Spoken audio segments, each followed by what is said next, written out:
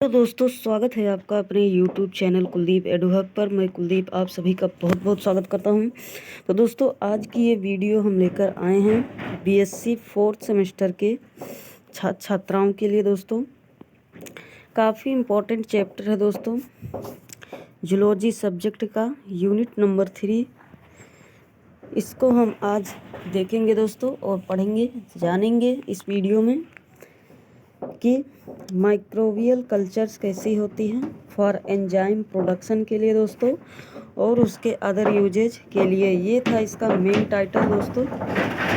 इसके अलावा हम और भी टॉपिक डिस्कस करने की कोशिश करेंगे दोस्तों।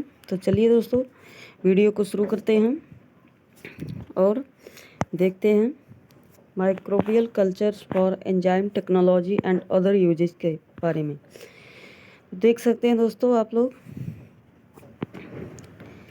ये इस चैप्टर का नाम है यूनिट नंबर 3। चलिए दोस्तों फटाफट इसको रीड करते हैं क्या कह रहा है। Microbial cultures are used for a variety of purpose including production of a very of compounds including enzymes of a commercial value.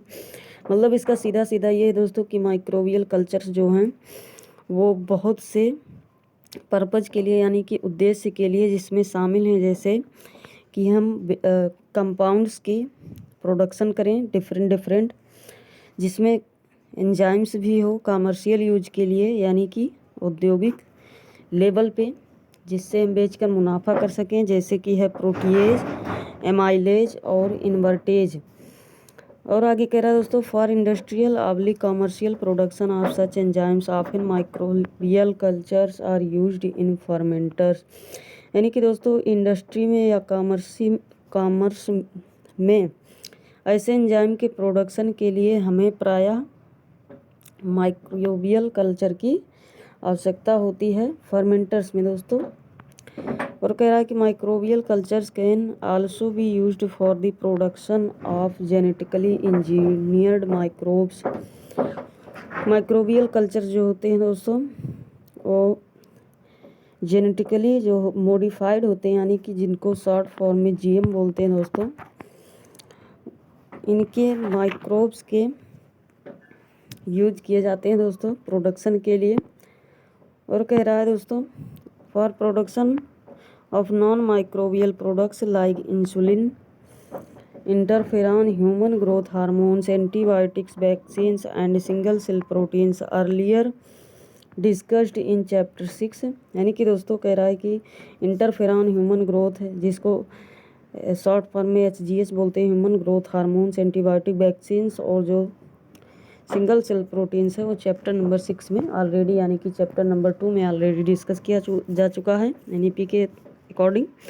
और कह रहा है microbial cultures are also used for isolation, यानी कि माइक्रोबियल कल्चर्स आइसोलेशन के लिए use किया जाता है, डिटेक्शन के लिए एंड आइडेंटिफिकेशन के लिए। किसके दोस्तों? नोवेल माइक्रोब्स के लिए, विच में B important source of useful enzymes, जो हमारे लिए यूजफुल एंजाइम्स के इम्पॉर्टेंट स्रोत हो सकते हैं, और अदर केमिकल के भी।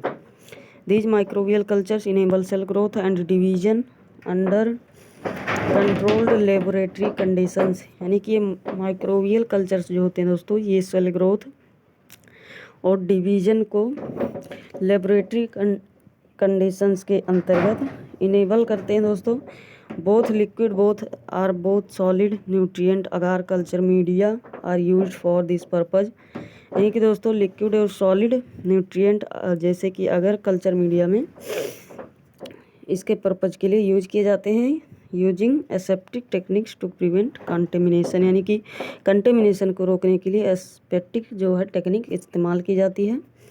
इन द प्रेजेंट कॉन्टेक्स्ट, यानी कि ये जो प्रेजेंट किया गया कॉन्टेक्स्ट, इसमें कह रहा है दोस्तों among all the uses of microbial culture, यानी कि सभी माइक्रोबियल कल्चर्स के बीच, यानी कि प्रोडक्शन ऑफ एंजाइम्स, यानी कि एंजाइम्स का प्रोडक्शन दोस्तों one of the most important uses of microbial cultures, यानी कि माइक्रोबियल कल्चर्स का सबसे महत्वपूर्ण यूजेज है।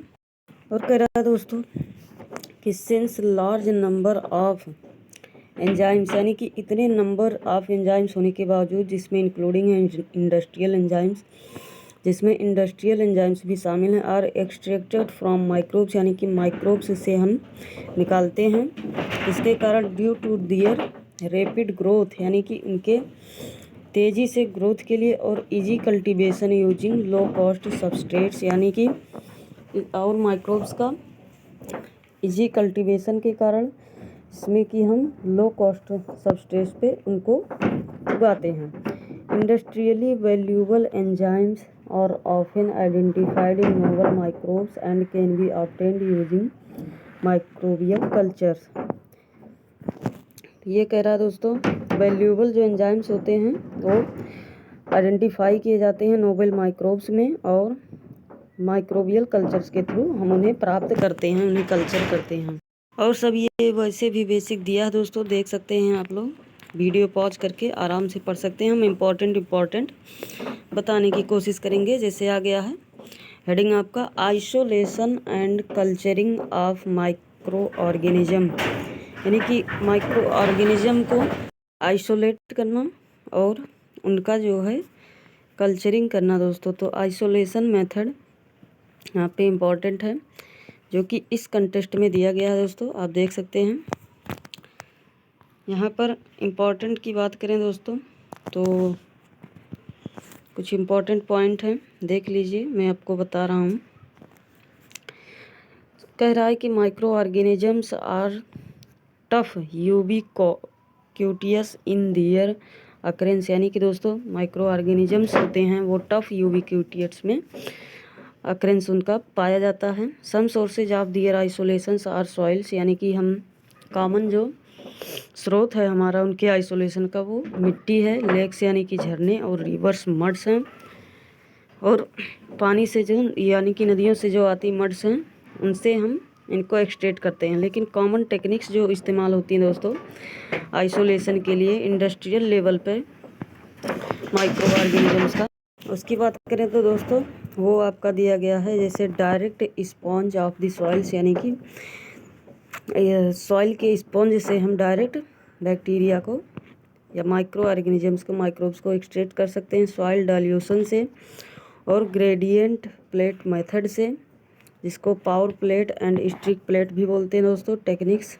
Power plate and sticky plate techniques बोलते हैं, और एरोसॉल डाइल्यूशन बोलते हैं। फ्लोटेशन से भी हम निकाल सकते हैं, और सेंट्रीफ्यूगेशन से भी हम आइसोलेट कर सकते हैं। दोस्तों ये तो कॉमन पॉइंट आपको ब्रीफ में पढ़ना है दोस्तों, तो पढ़ सकते हैं, दिया गया है यहाँ पे, देख सकते हैं। और बात करें तो इम्पोर्टेंट पॉइंट की, कह रहा स्पोर फॉर्मिंग बैक्टीरिया जो होता है दोस्तों वो आइसोलेट किया जाता है हीट करके दोस्तों मिक्सचर को 70 से 80 डिग्री सेल्सियस पर 5 से 10 मिनट के लिए, leading to the death of all vegetative forms, यानी कि इसमें सारे वेजिटेटिव फॉर्म्स उसके नष्ट हो जाते हैं और बैक्टीरिया को हमें प्राप्त कर लेते हैं। So that the remaining spores जो होते हैं will belong to only sporulating bacteria, इसलिए जो स्पोर्स बचे होते हैं दोस्तों वो स्पोरुलेटिंग बैक्टीरिया से बिलोंग करते हैं। आप पढ़ सकते हैं आगे, small spores of microbial culture can be obtained from permanent cultures. और बात करें दोस्तों यहाँ पे दिया गया है sterilisation and disinfection methods. Sterilisation आप लोग जानते होंगे दोस्तों, एक्सपेरिमेंट किए भी होंगे, क्या होता है। फॉर एनी माइक्रोबियल कल्चर दोस्तों it is necessary to have a contamination free seed culture and the equipment and media that are used, यानी कि दोस्तों माइक्रोबियल या माइक्रोबायोलॉजिकल कल्चर के लिए आवश्यक है कंटेमिनेशन का, फ्री सीड कल्चर का, और इक्विपमेंट और मीडिया का जो हम यूज करते हैं वो शुड भी, यानी कि होना चाहिए फुली स्टेरिलाइज्ड, यानी कि फुली स्टेरिलाइज्ड होना चाहिए। जैसे दोस्तों बात करें कोरोना काल में, तो कोरोना काल में वायरसेस का डर रहता था दोस्तों, कोरोना वायरसेस का, तो हम क्या करते थे स्टेलाइजर अपने साथ लेके चलते थे, स्टेरिलाइज कर लेते थे अपने घरों में अपने हाथों को। तो वही सेम कॉन्सेप्ट है दोस्तों, आप लोग देख सकते हैं। और बात करें दोस्तों यहाँ पर स्टेरिलाइजेशन टाइम और स्टेरिलाइजेशन टेम्परेचर दिया गया है दोस्तों वेरियस ग्रुप्स ऑफ ऑर्गेनिजम्स के लिए।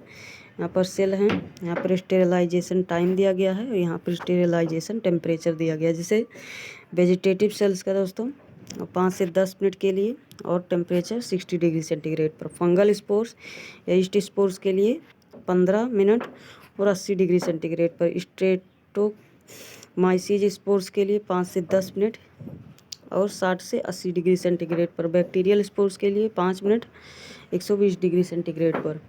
जनरल स्पोर्स ऑफ बेसिलस के लिए 15 मिनट और 120 डिग्री सेल्सियस पर इसको हम स्टेरिलाइज करते हैं। तो देख सकते हैं यहाँ पर थ्योरी लिखी गई है दोस्तों, आप लोग पढ़ सकते हैं। और यहाँ पर आ गया दोस्तों कल्चर मेथड किस किस मेथड से हम कल्चर करते हैं माइक्रोब्स को, ये है। चलिए देखते हैं दोस्तों। इसमें कह रहा है दोस्तों कि अधिकतर जो बैक्टीरिया होते हैं इंडस्ट्रियली यूजफुल जो होते हैं बैक्टीरिया इंडस्ट्रियल में जिसका हम इस्तेमाल करते हैं, वो अधिकतर सॉलिड मीडियम या लिक्विड मीडियम सपोर्ट के सारे हम उनका कल्चर करते हैं। और अदर केस की बात करें तो दोस्तों मीडियम जो है वो कंटेन होना चाहिए ऑल एसेंशियल इंग्रेडिएंट्स से, ताकि बैक्टीरिया को हम ग्रो कर सकें। Needed optimum growth of the particular micro organism. Solid medium is generally prepared by melting agar, यानी कि अगार को हम दोस्तों मेल्ट करके 100 डिग्री सेंटीग्रेड पर वाटर में हम उस पर बैक्टीरिया को कल्चर कर सकते हैं। मेथड उसका देन सॉल्डिफाइंग ईयर, और इसको हम सॉल्डिफाइंग करते हैं, यानी कि सॉलिड बनाते हैं दोस्तों किस डिग्री सेंटीग्रेड पर, 45 डिग्री सेंटीग्रेड पर। Then medium which is still in molten state is poured into a suitable container, तब ये दोस्तों सुटेबल होता है कंटेन के लिए। पे देख सकते हैं दोस्तों कल्चर मेथड के बारे में बताया गया है। और and allowed to cool and solidify, और उसको ठंडा करते हैं और ठोस करते हैं दोस्तों, यानी कि सोल्डिफाई करते हैं। It is then inoculated by dipping a needle into the suspension, और सस्पेंशन में डिप करते हैं नीडल को दोस्तों, इनोकुलेट करते हैं बैक्टीरिया को और फंजाई को।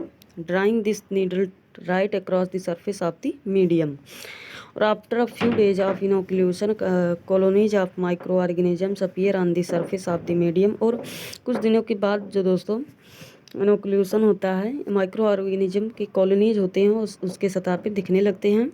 इन liquid cultures all essential nutrients are dissolved in water, यानी कि दोस्तों लिक्विड कंडीशन में अगर आपको ग्रोथ कराना है तो इस बैक्टीरिया के ग्रोथ के लिए जो इम्पोर्टेंट न्यूट्रिएंट्स हैं वो उसमें डिजॉल्व करना होगा। और अगर या other any solidifying agent is not needed in liquid cultures, यानी कि अगर का या कोई अदर जो सॉल्डिफाइंग एजेंट है जो ठोसीकृत होने वाला है उसका यूज हम लिक्विड मीडिया में नहीं करते हैं दोस्तों। तो आज के वीडियो में बस इतना ही दोस्तों। अगर नेक्स्ट टॉपिक में हम डिस्कस करेंगे कल्चर मेंटेनेंस के बारे में। उम्मीद करते हैं कि वीडियो आपको पसंद आया होगा दोस्तों। तो चैनल को और वीडियो अपने दोस्तों के पास ज़रूर शेयर कर दें दोस्तों, और अभी आपने लाइक नहीं किया है तो लाइक कर दें दोस्तों और सब्सक्राइब कर दें, ताकि इस तरह के और भी वीडियोज़ हम आपके लिए लेकर आएँ। धन्यवाद दोस्तों, मिलते हैं नेक्स्ट वीडियो में। Thanks for watching.